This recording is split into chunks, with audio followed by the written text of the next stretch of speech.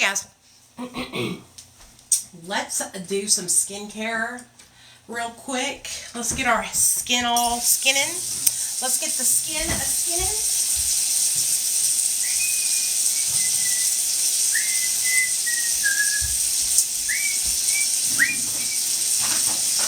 The skin is skinning. The skin is skinning.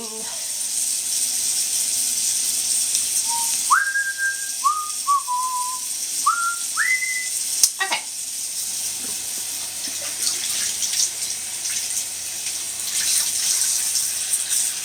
Hey guys, tomorrow's my birthday, and guess what we're going to do tomorrow? So tomorrow we're eating seafood boil, you guys, and I will be live streaming it. Me and my husband are gonna. I'm gonna order seafood boil. So here's the plan for tomorrow. We're gonna take Nate to his best friend's house because his best friend, they're a set of twins named Turner and Fisher. They're turning 10, I think, and Nate's going to go stay the night over at their house for a birthday party. And so we're going to take Nate over to Turner and Fisher's house about 6, and then me and my husband are going to swing by Juicy's Seafood and go grab me and him some seafood boil, okay? And then we are going to mukbang the fuck out of the seafood boil for my birthday when we get home. So, if y'all want to come hang out and watch me eat seafood boil, it'll be live. If you missed the live, that's okay, because I will record it and post it on my YouTube channel for afterward. But I'm going to be 42 years old, and since I've been on my weight loss journey, if y'all haven't noticed, I've lost almost 30 pounds. Since I've been on my weight loss journey, I make, healthier choices with food. And so that's why I'm going to be doing a seafood boil. So I'll be eating some crab legs, lobster, shrimpies, boiled eggs, and corn on the cob. I'm going to stay away from the potatoes because those aren't good for me because I'm a diabetic. Neil will eat the potatoes. But honestly, Neil, I can taste the seafood boil in my mouth right now. I cannot wait. And then Sunday, we're going over to my mom and dad's house because at my mom and dad's house, my mom is fixing me steak with grilled onions and mushrooms. So we're going to have a steak with grilled onions and mushroom mukbang at my mom's house on Sunday. So get ready for some celebration mukbang content. And I've really been thinking about doing some mukbangs here on my TikTok, but doing them and talking about recovery while I eat, because I'm just going to be honest with you, they get tons of views, okay? And I'm trying to get my message out there to as many people out there that recovery is possible and that you don't have to continue in your active addiction and die from the disease of addiction, right? If I can eat food and talk about sobriety and addiction and tell y'all story times from my past and get a lot of views, I think that would be really great. So if you guys see me sitting down and mukbanging and telling y'all stories at the same time, just know a bitch is trying new things, okay? But of course, because I'm on a weight loss journey, I will be eating in moderation and all that kind of stuff, okay? So I have to kind of be careful with it because for me, watching people eat on camera can be really triggering for my binge eating disorder. So I can't do it all the time. It will be a once a week thing, you know what I'm saying? Have a meal on camera once a week, you know what I'm saying? I have food addiction too, honey, so I totally understand. That's why I'm on the journey that I'm on, because my food addiction got so out of hand in sobriety that I ended up turning into a diabetic because I was eating so much candy and processed foods and sugar and all that kind of stuff. So, but, I was talking to you guys about this in a video today I made about recovery not being about quitting drugs. Recovery is about finding balance in your life and gaining control back of your out of control behaviors. It really don't have anything to do with getting off drugs. It really doesn't. It has everything to do with changing your behaviors and healing your soul, your mind, your brain. And so you can be in recovery and you can get control and balance back in your life, and you can do things like eat on camera, or drink a beer at dinner, or smoke marijuana if that's something that you want to do. Do you know what I'm saying? You can gain control back of your life. There's like this misconception that like once you use substances that you can never do it again, and that you're going to lose control and smoke crack and do your drug of choice. That's not true. You give that power to substances like that, and that will become true, but it doesn't have to be, you know?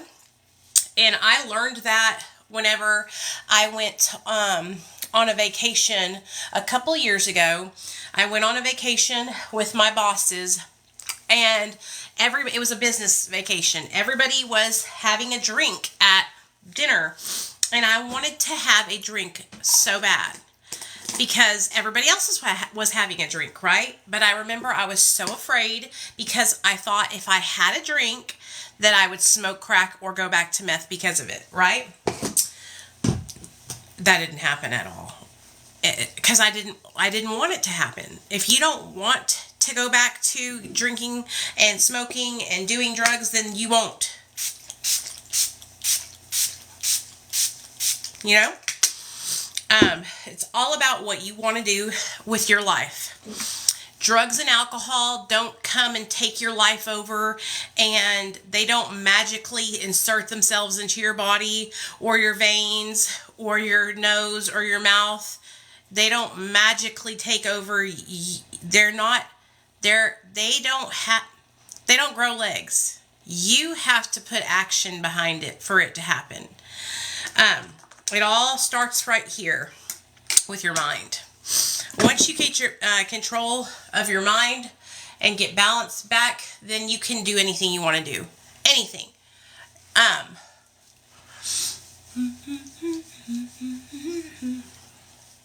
Now, you know, do I drink? No, I choose not to because I just don't want to. I don't think it's healthy. My best friend almost died from drinking alcohol. He was in a hospital for 3 months in a coma because of his alcoholism. And so I choose not to drink alcohol because it's not healthy for me, you know? Plus, I'm a diabetic, so all that extra sugar, I don't need it. You know what I mean? But, you know, we have power.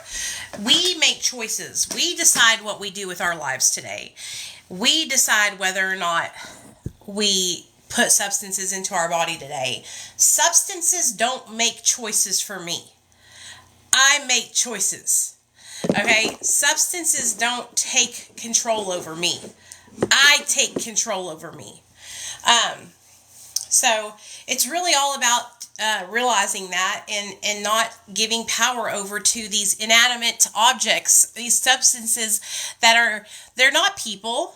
They're not, like, when's the last time you saw a methamphetamine sprout legs, jump into a syringe, and prick your arm, honey? It ain't never gonna happen. You have to make it happen. And you choose that. You take action and you put action behind it. So instead of putting action behind killing yourself with drugs and alcohol, put action behind healthy choices and healthy life choices. Put action behind healing and growing and learning new healthy behaviors, right? It's all a process. It's not going to happen overnight. If you're somebody who's just getting off drugs, this might sound like absolutely crazy that I'm even saying these things to you and that it's never going to be something that you can do, right? I felt the same way when I first got sober, okay? Because I was brand new and I had just got disconnected from drugs, right? So it still felt very much so like drugs had control of my life, right? They don't. It was me. I gave control. I gave my life to drugs. Drugs didn't do shit to me. I'm the one who gave them my life. I'm the one who paid for money to get them. I'm the one who put them in the object that I was using them with. The syringe, the pipe, the bottle, you know. But when you're in the thick of disordered eating, in the thick of chaotic drug use, in the thick of chaos in your life, drama in your life, it's really easy to just hear people say things like, you know, drugs are taking over your life, and believe that. You make that happen by giving your power to drugs. Don't give your power to drugs. You know?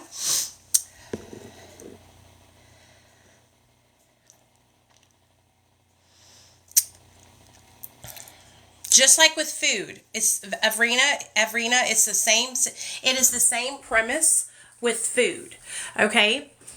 When's the last time you saw a Zuzu or Wham Wham, a steak, a ding dong, a chocolate piece of cake, sprout legs and jump onto your plate and shovel itself into your mouth? It ain't never gonna fucking happen.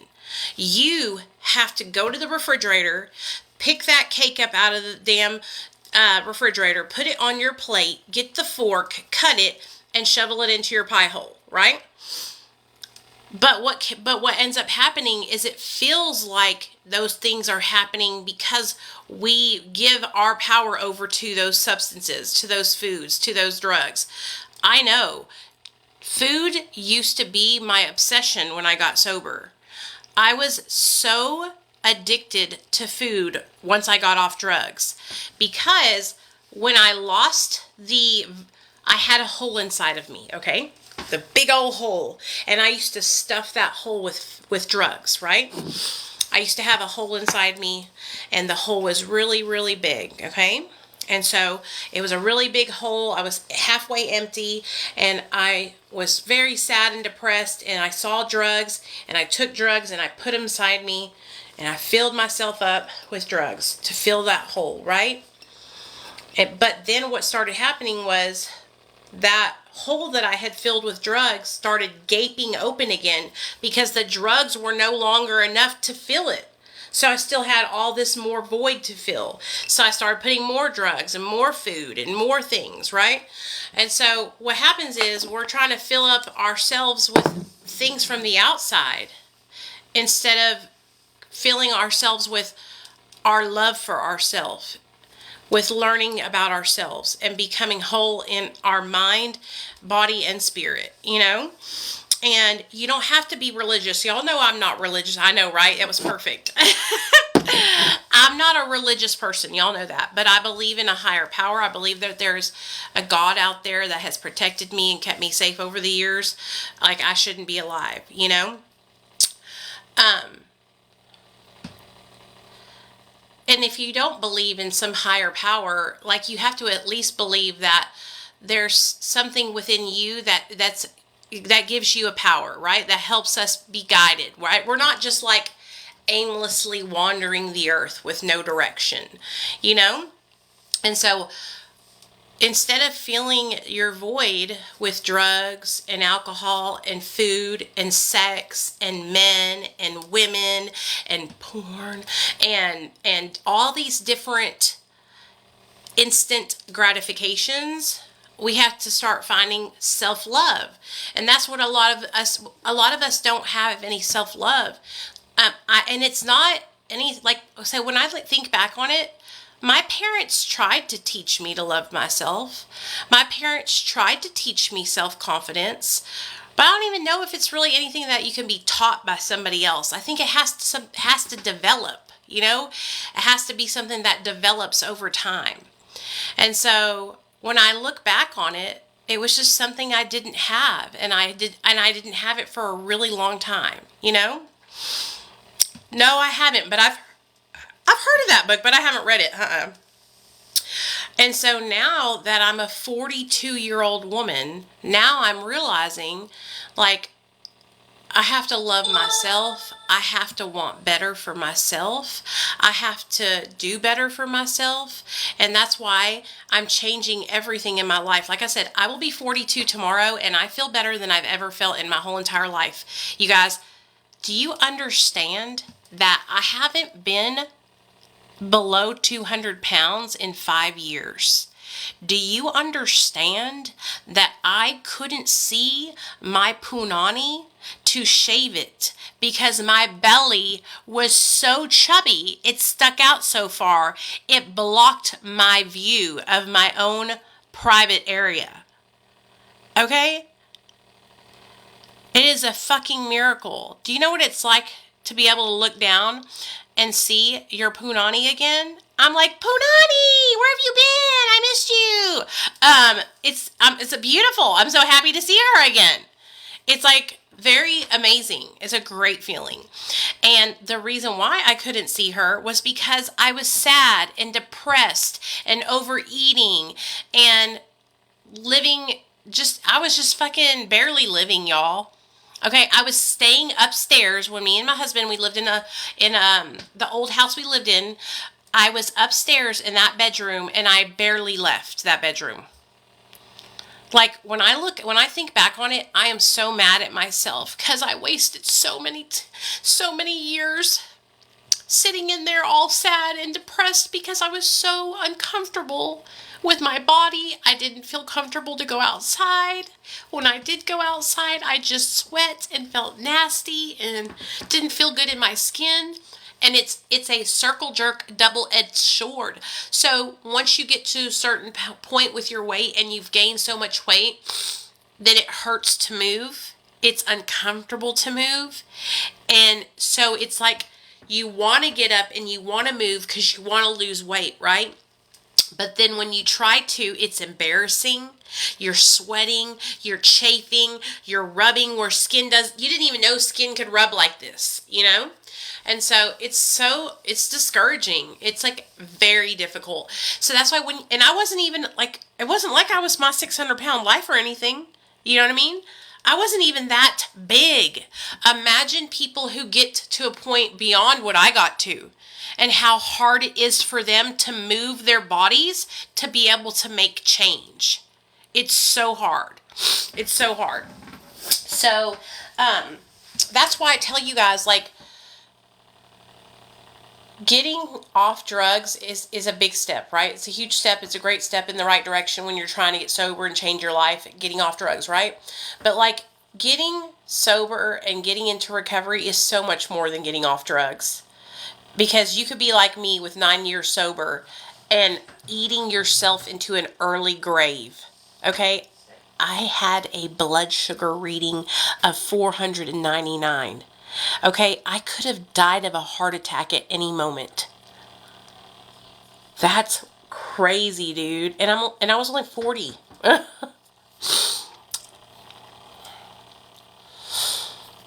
So, if you find yourself in a position like I found myself in, extremely overweight, miserable, I want to implore you, I want to beg you to go to your doctor and get yourself checked out.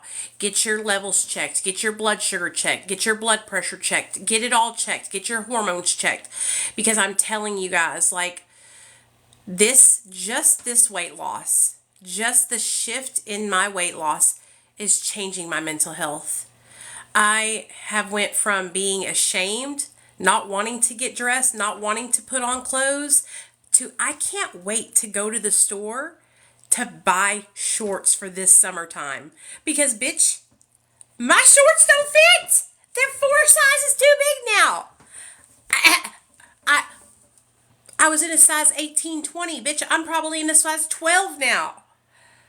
Okay, I can't wait but I'm waiting. I can't wait, but I'm waiting because I know I'm going to lose more weight and I don't want to buy all these cute short shorts and then them be too big again. So, do you understand, like, just this little bit of weight loss? Like I said, I've lost 27 pounds since December. Just this little bit of weight loss is transforming my mental health. Transforming. Like, I feel like a new woman. When I started being able to see my neck, dude, that's when I knew it was over. I knew that I was on the train ride and I was going to the end. I knew that it was happening. You know what I mean? Then when my stomach started deflating, the other day, let me show y'all something, okay? I almost had a fucking heart attack. So the other day I was sitting on the couch and I felt my breastbone. It was sticking out right here. The bone. I can feel the bone now. Do you know that I haven't been able to feel my breastbone in years because I've had so much fat on my belly all the way up to where look how small my belly is getting now. I know it doesn't look small to you guys, but to me, that's small. It used to stick out like I was 9 months pregnant, dude. 9 months pregnant. I'm talking about diabetes. Because I got diagnosed with diabetes in December. Okay? Like, my bra, my boob size, I went from wearing a 40 double D, y'all, to a 36 D in just a couple of months. Just a couple of months. So, anyway, I'm telling you guys, if you're struggling, like, I kept putting it off. I kept not going to the doctor. Because I was mad. I was mad at my doctor. I was boycotting my doctor because he pissed me off. Because he was talking about my weight. Isn't that funny? And I was boycotting him. I got off all my mental health meds. And, sorry, I'm going to do my glycolic acid pads on the back of my arms. If you guys are not doing this, if you have Kerastasis pilaris, which is chicken skin on the back of your arms, and you're not doing glycolic acid toning pads on the back of your arms, you're like, seriously, this will heal the back of your... Look how smooth my back of my arms are. Completely smooth as a baby's bottom. Neil, look. Completely gone. Oh, from the... Yeah. Completely gone. That's cool. Everything to know what works for you. Yeah, I use these on the back of my arms, and they totally 100% get rid of all the chicken skin. If you have the chicken skin, like, I even use these on my on the sides of my bikini line where I get ingrown hairs, because it gets rid of it. Totally gets rid of it. Look at my damn farmer stand. Shoot. Yes, so does my son. My little boy has them too, and I use these on the back of his arms every night when he gets out of the shower. These are linked in my TikTok shop if y'all didn't know that. Here, I'll put them here for y'all if y'all want to check them out. Hold on.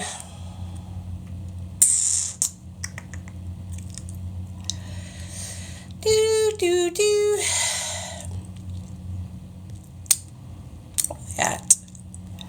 I had them linked. I thought I did. What, did they sell out? Crappuccino.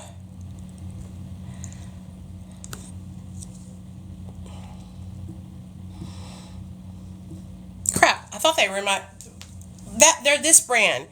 MOOYAM. And they are so good.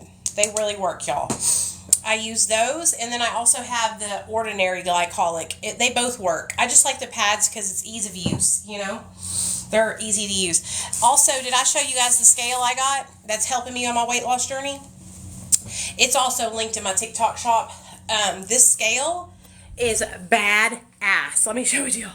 Okay, so this scale right here, don't look at the hairs. It hooks to your phone. Boop. Oh, come on. There we go. Oh, it's high. It hooks to your phone, Bluetooth, everything. It tells you whether or not, it tells you your BMI, it tells you your, everything. It tells you everything. I made a video about it. It's like 2 videos behind this one. But anyway, I just wanted to tell you guys, like, tomorrow, we are going to be doing a seafood boil. Y'all are all invited. The live will be around 7 or 8 tomorrow night because me and my husband have to take my son to his bestie's house for a birthday party. So we're going to drop Nate off at his bestie's house. and then we're going to come home and we're going to eat seafood boil for my 42nd birthday. So if you guys want to hang out with us, come hang out on live. I'm going to set a reminder so you guys... Oh, look at my dandruff, y'all. Well, it's not actually dandruff, it's psoriasis. I have psoriasis in my scalp. But if y'all want to come hang out and eat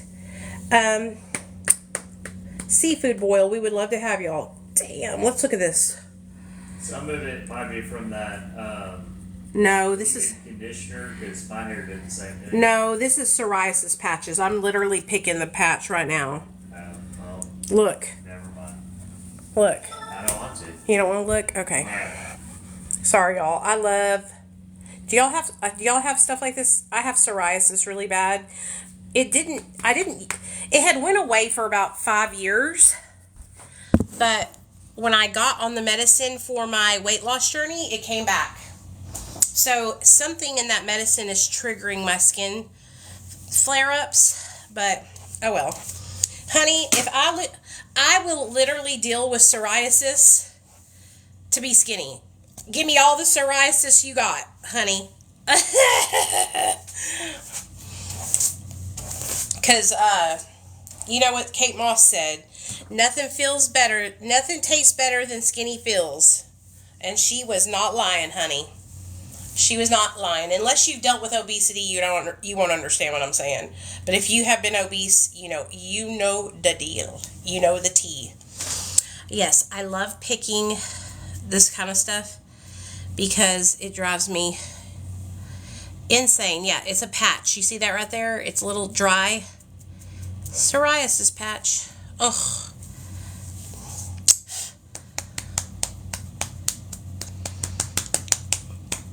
Yes, I'm smacking it. Oh, you can see the blood coming. There it is. Oh, gosh. I probably shouldn't even be showing y'all this, but oh well. Everybody has stuff like this, right? When I first met my husband, you guys... I had psoriasis really bad all over the back of my neck and all over my back of my ears. And I used to get in his car when we first started dating. And when I would get out of the truck, you guys, it would snow. It would look like it was snowing. Remember that, Neil? Yeah. I would literally get out of his truck and there would be skin flakes everywhere.